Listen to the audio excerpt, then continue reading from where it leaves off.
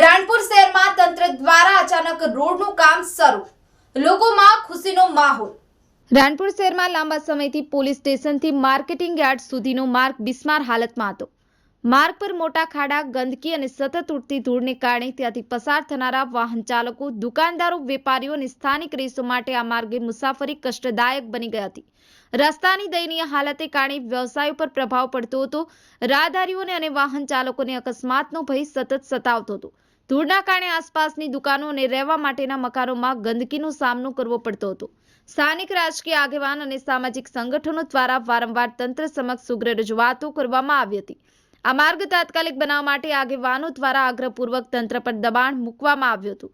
તંત્રએ સાંજે અચાનક માર્ગનું નવીનીકરણ શરૂ કર્યું। કામ દરમિયાન હેવી મશીનરી અને મજૂરોની મદદથી રસ્તાનું સમતલીકરણ અને પેચવર્ક શરૂ કરાયું। કામની શરૂઆત થતાં લોકોમાં ખુશીનો માહોલ છવાઈ ગયો છે અને લોકોએ તંત્રના નિર્ણયને આવકાર્યું છે। લોકોએ કહ્યું કે આ રસ્તાના સુધારાથી વાહન વ્યવહાર સરળ થશે અને ગંદકીથી પણ રાહત મળશે। દુકાનદારો અને વાહન ચાલકો આશા વ્યક્ત કરી રહ્યા છે કામ યોગ્ય રીતે અને સમયસર પૂર્ણ થશે। તંત્રએ કામ ઝડપથી પૂર્ણ કરવાની ખાતરી આપી છે। સ્થાનિક લોકોએ ગુણવત્તાયુક્ત કામગીરી માટે દેખરેખ રાખવાની માંગ કરી છે। હાલ રાણપુર શહેરના લોકો તંત્રના પગલાંને મહત્વનું અને રાહતભર્યું માનતા જોવા મળે છે। ગોપાલભાઈ, ન્યૂઝ 9 ગુજરાતી, રાણપુર। પરવેશ કોઠારિયા, રાણપુર તાલુકા યુથ કોંગ્રેસ પ્રમુખ। પરવેશભાઈ, આજે અમારા ધૂળની ડમરીના ગીર રોડ ઉપર પ્રશ્ન હતો, એને લઈને આપણે આંદોલન 13 તારીખનું બધું આપ્યું હતું, તો એના માટે શું કહેવું છે અને આગળ કેવી કાર્યવાહી? આજથી આશરે 2 મહિના પહેલા તમે જોઈ શકો છો કે આ રોડ ઉપર જેટલા દબાણો હતા એ સરકારી અધિકારી દ્વારા દબાણો દૂર કરવામાં આવ્યા અને ત્યારે આરએનબી ડિપાર્ટમેન્ટના અધિકારી આપણને ખાતરી આપી હતી કે ભાઈ જ્યાં સુધી રોડ મંજૂર નહીં થાય ત્યાં સુધીમાં હું તમને ધનતેરસ કે દિવાળી આસપાસમાં હું તમને વૈકલ્પિક રસ્તા તરીકે ડામરનો એક લેયર તમને પાથરી દઈશ। પણ 2 મહિના થવા છતાં ક્યાંક ને ક્યાંક આશ્વાસન મળતા હતા। 26 તારીખે અમે ભાઈ આરએનબી ડિપાર્ટમેન્ટને એક આવેદનપત્ર આપ્યું કે સાહેબ 10 દિવસની અંદર જો અમારો આ રોડ કામ શરૂ નહીં થાય તો અમે અનશન ઉપર ઉતરશું।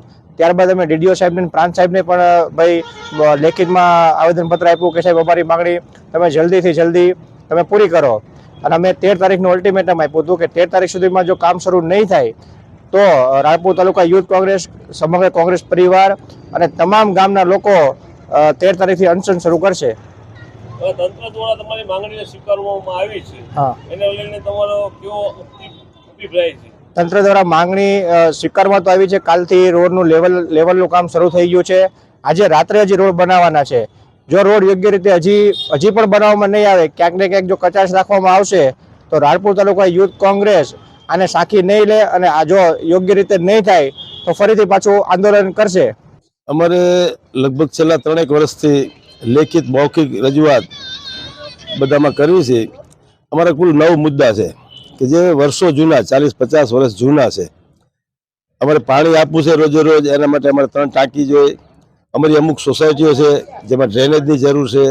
એક આ રોડ અતિ ખરાબ હાલતમાં, બીજા પણ અસંખ્ય નગરપાલિકા, કોલેજ, આવી કુલ 9 માંગણીઓ હતી। એમાં તંત્ર દ્વારા અમને એક બાંયધરી આપવામાં આવી કે ભાઈ આ રોડ તો અમે આજે જ કરી નાખશું, એટલે આજે રાત્રે રોડ બનાવવાના છે।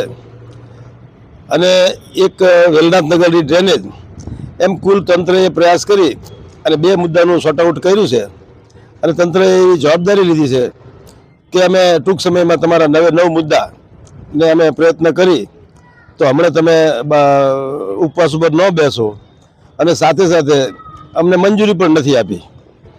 આગામી સમયમાં આ મુદ્દાઓ પરિપૂર્ણ નહીં કરવામાં આવે તો આના માટે તમારે આગળ કઈ કાર્યવાહી છે? અમે જોઈ લઈ, 5-15 મહિનો જોઈ લઈ, તંત્ર પ્રયત્ન કરે છે, નહીતર ઉગ્ર આંદોલન તો કરવું જ પડશે। અને આજે રાત્રે આ રોડ બનાવવાના છે, જોઈએ એમાં કેવું ઇમ્પ્લિમેન્ટ છે, નહીતર અમારે ગાંધીજીના માર્ગે જવું જ પડશે।